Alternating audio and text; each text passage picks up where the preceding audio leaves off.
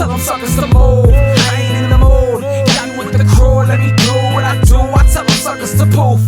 Got me in the booth, lobby in the truth. Let me do what I do. Yeah, remember when the U come through, enter the music jungle. Or back with the block, I used to rock, I used to rumble. I still rock, now I'm rock.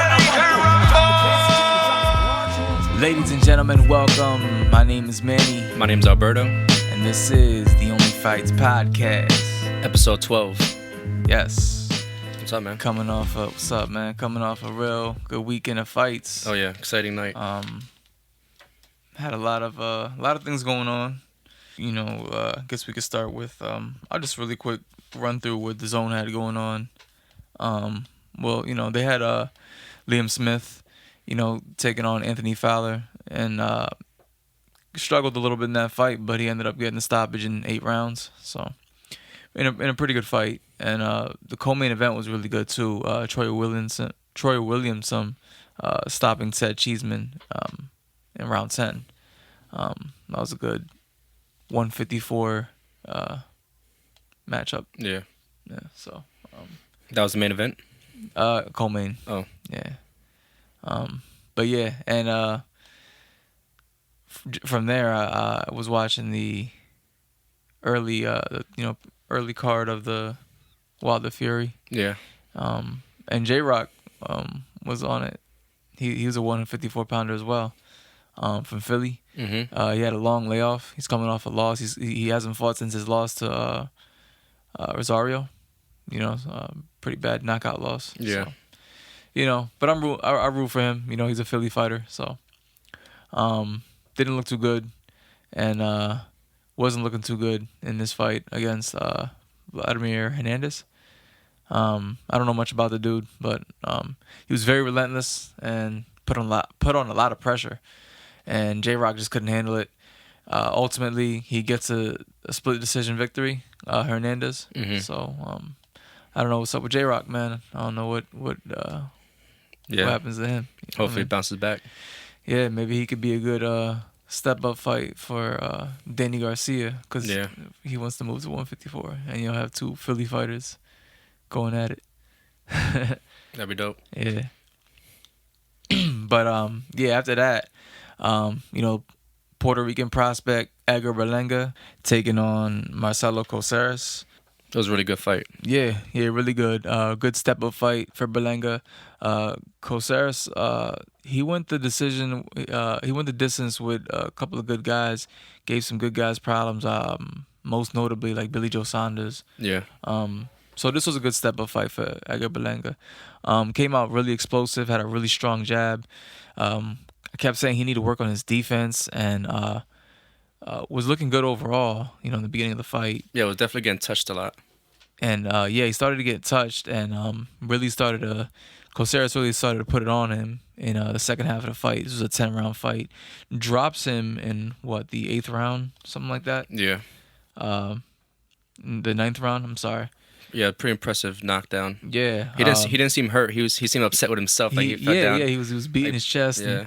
And I mean, that eye was closed too. Yeah, so I don't even know how he was able to do that. At that point, his eye was completely closed already. Yeah, but got back up and rallied, got the decision, and it was a good fight for Berlanga. He went through some adversity, got knocked down, got back up, and got the victory. So, good to see where he goes from here. He's definitely not ready for that upper echelon of 168 fighters. Yeah. Like David Benavidez and those guys. So definitely not Canelo. Yeah. But fun little, those are the free fights. That was a dope fight. You don't have to pay for that. Those last couple rounds were real close. And then it was 3 heavyweight fights. Yeah, and then on the main on card. to the pay-per-view. All heavyweight fights, as you said. We start off with the real big baby, Jared Anderson. Really, really good American prospect. 21, 22 years old. Yeah, looks super young. Yeah. Taking on Vladimir Tereshkin. Both guys undefeated. Tereshkin was at a 4 KO streak. Yep. He was 22-0. So, good good matchup for Jared Anderson, who came in there and dominated. Great body work in the first round. Second round, he stops him. Yeah. Nice little fun fight for him. That's what's up, man. I love watching Jared Anderson. He's just stepping up in competition and fighting better guys. Yeah, little by little. That guy was big. The guy he was fighting. Yeah, yeah. And it's only a matter of time before he starts fighting guys like the winner of this next fight, which was Robert Helenius taking on Adam Kanaki. It's the rematch, Kanoski. The first fight was crazy. It was Rock'em Sock'em Robots, and Helenius catches Kanoski and knocks him out. In this fight, it wasn't even close, man. Helenius, he couldn't miss. Yeah, he's putting it on him right away. He had so much torque on his punches, so much leverage, and was just busting shots, man. I think he almost closed his eye just in the first round. In the first round, yeah, he had Kanoski looking really bad. Yeah. Kanoski lands a few shots to the body, and some of them were pretty low. Some of them looked blatant. So at one point, the referee takes a point away. After like two of them. And Helenius is still dominating this fight. And in the sixth round, Kanoski just goes to the body again and hits him below the belt. Pretty flush and almost advertent. Yeah. And the referee just stops it and disqualifies him. So, yeah. Ends with a DQ. Not sure how Helenius felt about that. He was on a way to knocking him out. A disqualification victory doesn't really look as good. It's not a win, right? It is what it is. It is a win. So. Is it a win for him? Yeah. It's not like a no contest or nothing. I guess he wins by disqualification. What do you think about that though? You think it was really accidental? You think he would do it on purpose to try to get out of there? Yeah, you think he didn't want to get knocked out? He could have been looking for a way out. Yeah. Or looking for a way to just get an advantage. Even if he gets another point taken away. Yeah. Screw it. Maybe if he gets hurt, I could capitalize. Whatever. Yeah, he was getting beat up. But yeah, definitely. So not as good of a fight as I expected. It wasn't as good as the first one. But, yeah. It was entertaining, but then the way it ended was definitely kind of just killed all the kind of throwing salt in the fire. Yeah, it just kind of killed the excitement. Yeah. Another fight that I expected to be a little more action packed, but still a good fight nonetheless, was the co-main. Frank Sanchez outpointing Efe Ajagba, dropping him in round 7 to improve to 19-0.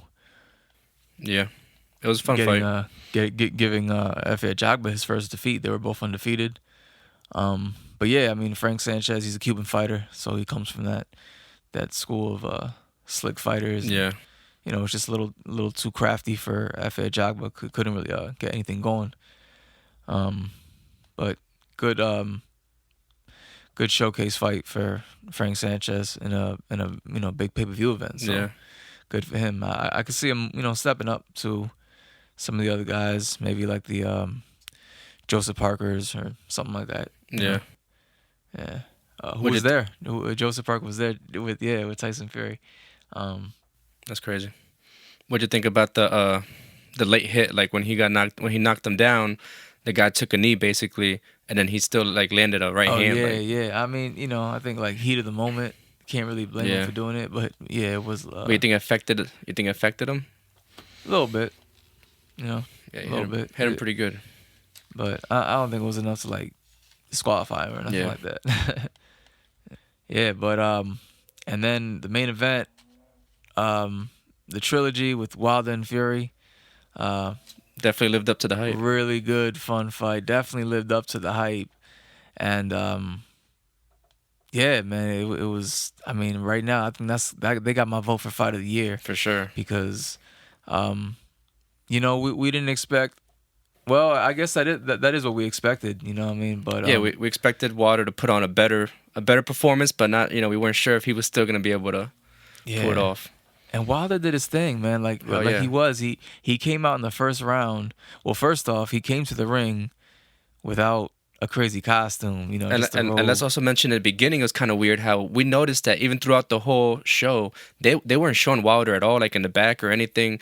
They were showing Tyson Fury the entire time. He was laying down. He was talking to random people. He was talking to everybody. Like that was a little weird, but Yeah, I guess Wilder didn't want any media coverage. yeah, Yeah, but he comes in first round, and landing some really good body shots, and doing what he has to do. I thought he won round one yeah, pretty good. Second round, Fury starts to put it on him, and the fight gets a little closer. Third round, Wilder gets dropped, and it's looking like, okay, this is gonna be like the last fight. yeah, Then what? The very next round, the fourth or fifth round, something like that. Fury gets caught coming in with the right hand. yep, He goes down. Wilder gets his confidence back. He starts to throw some combinations. He drops him again. Fury gets dropped twice in I think it was round 4. yep, And then the fight gets interesting from there. yeah.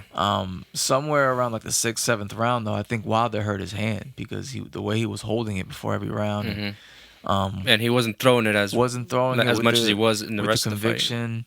And even when he did throw it, like, it didn't land hard. So that could have played a part into what would eventually happen. But Fury would then dominate like rounds like 7, 8, 9. He drops Wilder in the 10th. And Has him hurt a lot of those last couple rounds. Yeah, Wilder's tired. Wilder showed a lot of heart and staying in there. I don't know how he was standing a lot of those rounds. Yeah, the thing is, Wilder came in at what, like 230 something, like almost 240, like 238. The heaviest he's ever been, I think. The heaviest he's ever been. And I don't think that's what he needs to do. I think he needs to be, more faster, and elusive. He got his power no matter what. I don't Exactly. think that's gonna affect his power. His speed is what really helps his power. So the lighter he weighs, the faster he throws his punch, and the more chance it has to get there, and it's still gonna have the same amount of power. Yeah. And one thing we know about Wilder is that no matter how hurt he is, he can still throw that right hand. Yeah.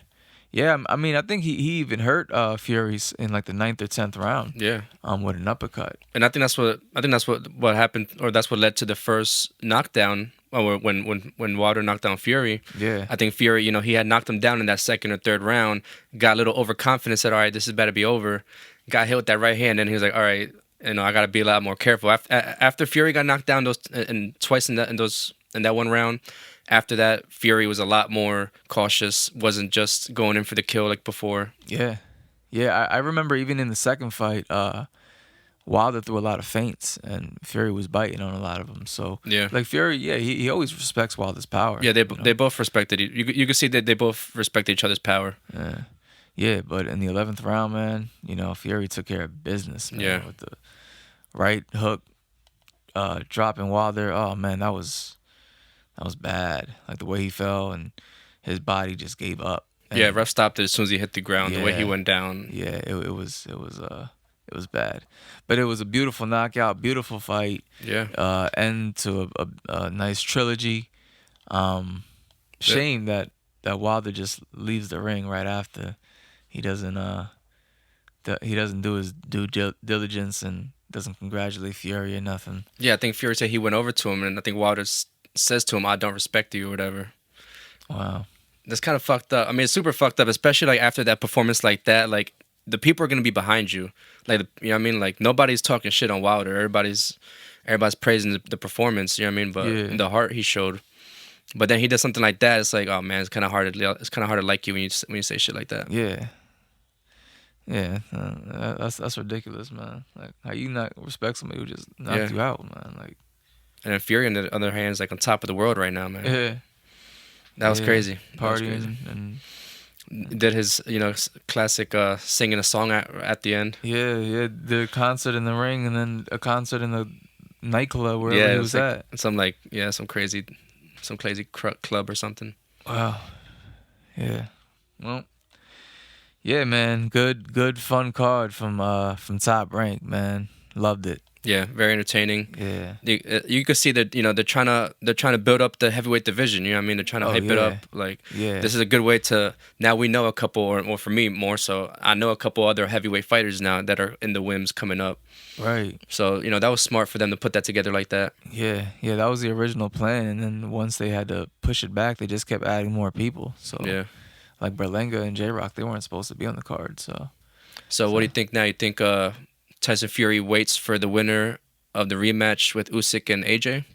Well, he has 30 days to set that up, or then he's gonna have to fight his mandatory, which is Dillian White.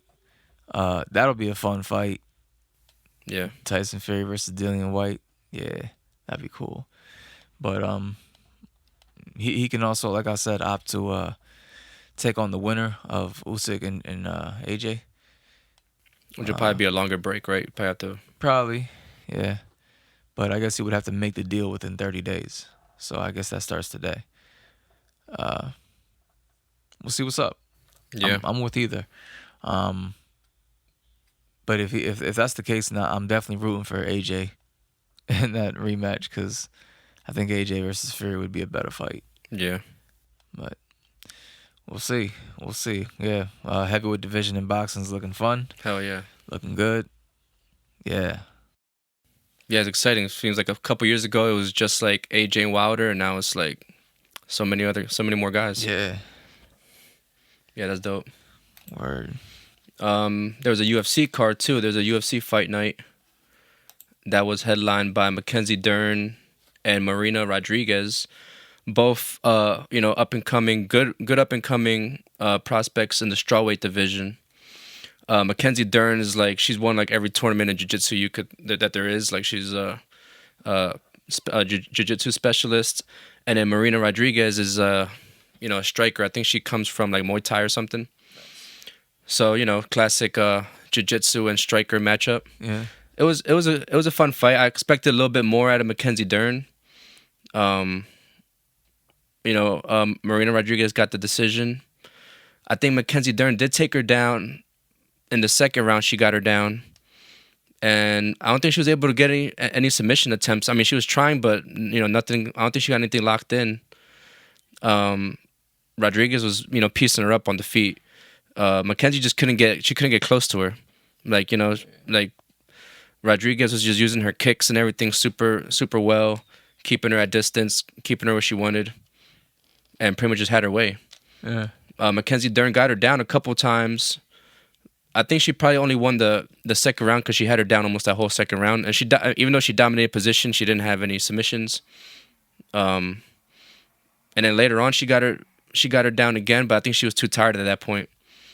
I think that played a part too. I think Mackenzie Dern got tired, and she lost. I don't know where she goes from here. I mean, they're both young. They're both. I'm sure she'll bounce back. I didn't watch too many of the other fights. I wanted to watch Sabina Mazo. She's a young Colombian fighter. She fought Maria Agapova. Sabina Mazo is pretty good striker. I think she just doesn't have a whole lot of power. You know what I mean? She just touches people, but she does good. But Agapova seemed to have a lot more power. She pretty much dominated the whole fight, and then in the third round, knocks her down with like real bad knockdown. Like knocks her straight down, and she barely even hits the floor before Agapova's on her back and is strangling her, and then she taps. Sabina Mazo taps right away. So yeah, I just had to mention it because if she would have won, I would have been talking shit too. So I was like, I gotta keep the same energy. Yeah. That's what's up. Yeah, it wasn't. So that was pretty much. It wasn't too many exciting fights on there. We got another fight night next week. Holly Holm was supposed to fight Norma Dumont, and Holly Holm is out with a knee injury, and so Aspen Ladd is stepping in. Aspen Ladd is the chick that I mentioned on the last episode that she missed weight, and it's like she has like a history of this. Yeah. She's a 135er, and I was pretty much saying I don't know why she don't go up in weight. And then look at this. She steps up and takes a featherweight fight at 145 now. So we'll see how she does there. That's dope, though. I'm glad she took that fight right away because people were, giving her a hard time for missing weight. Yeah. I wonder if she'll stay at 145. I mean, I guess maybe depending on her performance, but this is going to be her first fight at 145. She's only 9-1, so, she I think her only loss is to Jermaine Duranami. That who recently fought Amanda Nunes. Yeah. So her only loss is against a tough veteran. So we'll see how she does in the heavyweight class. I think that's where she belongs since she's missing weight so much. That's the fight night. The co-main is Andrei Arlovsky. This guy's super veteran. He's been around forever. Oh yeah. I think he was a heavyweight champ at one point. He might have not had it for very long, but I think he was a champ at one point.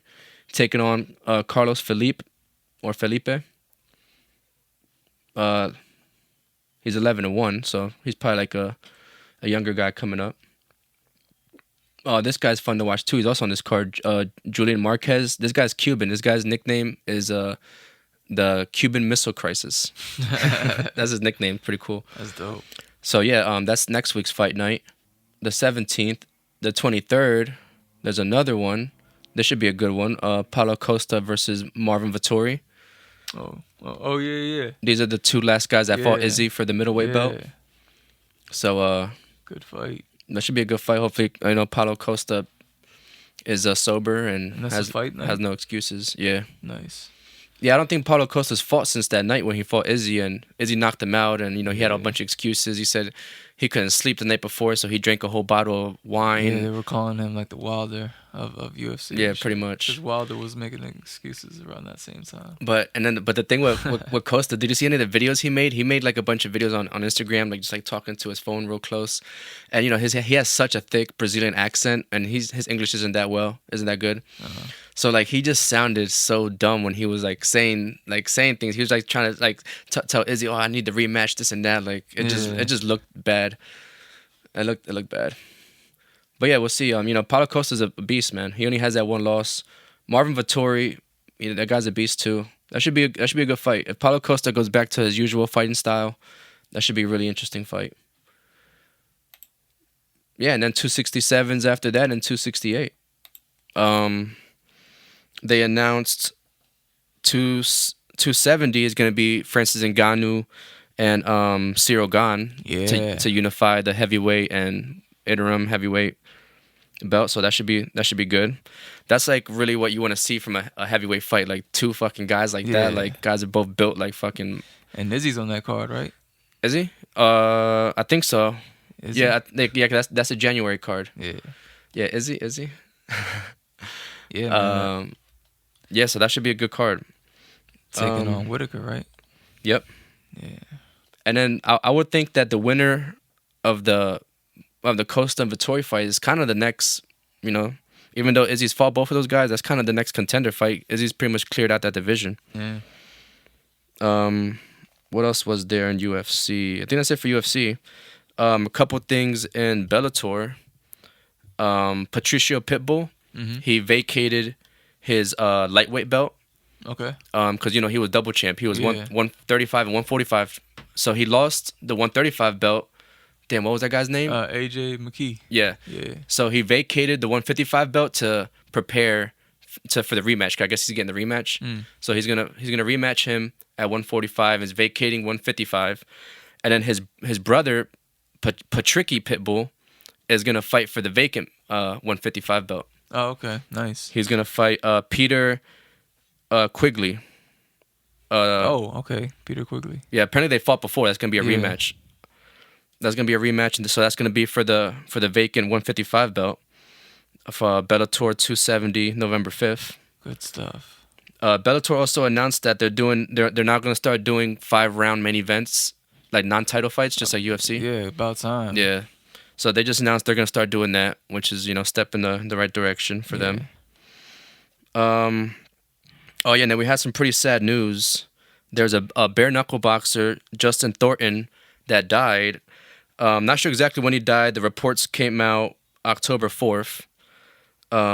He had fought on the August 20th card, and I guess he suffered like a brutal knockout. 19 seconds into the fight. It was really fast. He fell face first. Yeah. And he was like partially paralyzed. Yeah, they say he was partially paralyzed for a while. He was in the hospital for weeks. Apparently, he had like a spinal cord injury, which got infected, and yeah. So there's not many details on exactly what caused the death and whatever, but yeah, it's pretty sad. He was 38. You know what I mean?